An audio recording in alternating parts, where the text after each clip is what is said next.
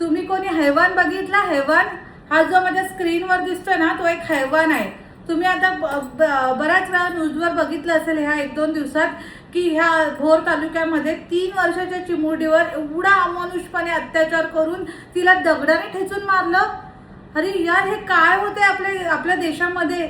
म्हणजे लिटरली लोकांना कायद्याचा धाक राहिलेलाच नाहीये. आणि त्या आई वडिलांच्या मनावर काय बितली असेल. आणि ज्यावेळेस त्या मुलीसोबत हा प्रसंग घडत असेल, तिला तर बिचारीला काहीच समजलं नसेल आपल्यासोबत हे काय घडतं आणि काय होतंय. त्यावेळेस तिने किती मनातून तुटली असेल, किती मनापासून आईला बाबांना तिच्या हाक मारला असेल. आणि त्याच गावातल्या बायकांनी सांगितलेलं आहे की ह्या आधी सुद्धा त्या हैवानाने हे असं कृत्य केलं होतं 16 वर्षाच्या मुलीसोबत. मग हा हैवान बाहेर कसा, असं माझं सरकारला विचारणं आहे का? म्हणजे लोकांना कायद्याचा धाक राहिलेलाच नाही. कधी आपले कायदे स्ट्रिक्ट होणार आहेत? कधी त्या लोकांना कायद्याची भीती न राहिल्यामुळे हे प्रसंग वारंवार मुलींसोबत घडत आहेत. म्हणजे लहान मुली ज्या आयुष्यात त्यांनी पूर्ण आयुष्य बघितलेलं पण नाहीये, त्यांनी का हे सगळं फेस करायचं? कशासाठी?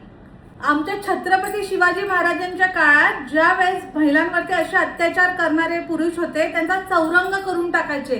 जर ते तसे वापस कायदे निघाले पाहिजे, तसे स्ट्रिक्ट ऍक्शन घेतलं पाहिजे. आणि जर मला सरकारला सांगणं आहे, जर तुम्हाला हे जमत नसेल ना, तर तुम्ही त्यांना जनतेच्या हवाली करून टाका. जनता बरोबर त्यांचा चौरंग करून टाकेल आणि एका व्यक्तीवरती तरी असं स्ट्रिक्ट ऍक्शन घेतलं पाहिजे. तेव्हाच हे पुढचे गुन्हे करणारे ना लोक घाबरले पाहिजे. नाही बाबा, आमच्यासोबत पण असं घडेल. जर तुम्ही स्ट्रिक्ट ऍक्शन घेतच नाहीये, तर त्यांना कशी भीती वाटेल आपण चुकीचं करतोय असं. आणि त्या मुलींची काय चुकी आहे? त्या बिचारी हे सगळं सफर करतायत. त्या मुलींच्या घरच्यांना काय भीतली असेल, काय वाटलं असेल, घरचे कुठल्या प्रसंगातून ह्या वेळेस जात असतील, ह्याचा विचार करा. प्रत्येक मुलीच्या घरच्यांना माझी ही कळकळीची विनंती की प्लीज आपल्या मुलींवरती लक्ष ठेवा. मुली काय, मुलांवरती पण प्लीज. कारण की ना, हे जे नराधम असतात ना, ते लांबचे कोण नसतात, ते आपल्या जवळचेच असतात, आपल्या आसपासचेच नराधम असतात. तेच हे वाईट कृत्य करतात. सो प्लीज कुणावरतीच विश्वास ठेवू नका, कुणावरतीच. आज ती मुलगी आजी आजोबांच्या घरी सुट्टीचा एन्जॉय करण्यासाठी गेलेली आणि तिच्या वाटेला हे यावं.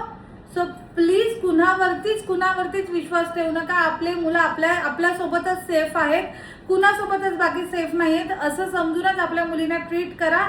आणि कळकळीची विनंती आहे, मुलींना कुणाच्याच विश्वासावरती कुठेच सोडू नका. आणि सरकारला पण माझं हेच सांगणं आहे, प्लीज तुम्ही कधी हे स्ट्रिक्ट ऍक्शन घेणार आहे? कधी हे असं वारंवार घडणारं थांबणार आहे? प्लीज तुम्ही एका व्यक्तीवरती तरी स्ट्रिक्ट ऍक्शन घ्या, तेव्हाच ही गोष्ट थांबेल.